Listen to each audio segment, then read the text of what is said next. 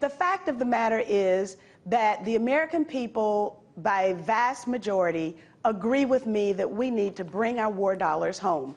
The United States Conference of Mayors has said the same thing, that the war dollars need to rebuild U.S.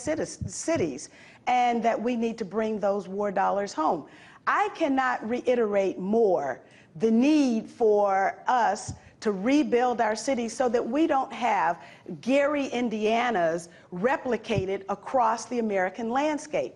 That is the situation. If you go to Gary, Indiana, Detroit, Michigan, you go to Benton Harbor. I just came from Newburgh, New York, where the people are languishing and government is not servicing their needs.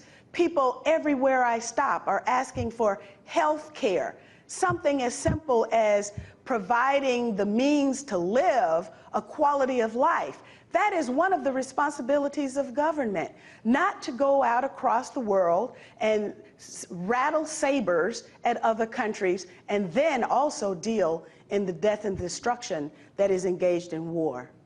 And Congresswoman, I really don't like to leave Bill O'Reilly hanging there, and I want you to respond to this last question that he seems to be struggling with. Let me play you that one last segment.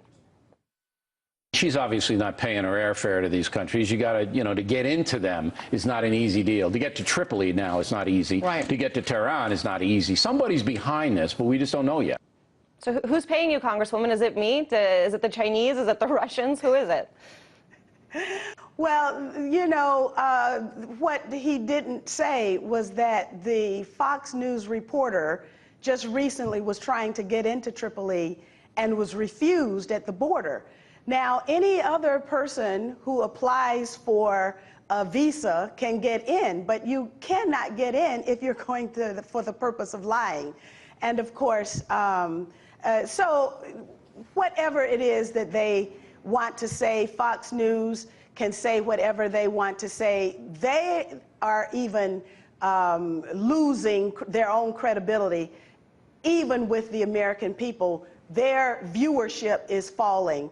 The viewership in period is falling because the true story is being told by outlets like Russia Today, for example. You've had me to come on, although I didn't know what the subject matter was going to be, but I made it a point to get here. I was in Newburgh, New York, campaigning with an African-American who is trying to become the mayor of Newburgh, New York, after the police have murdered his son.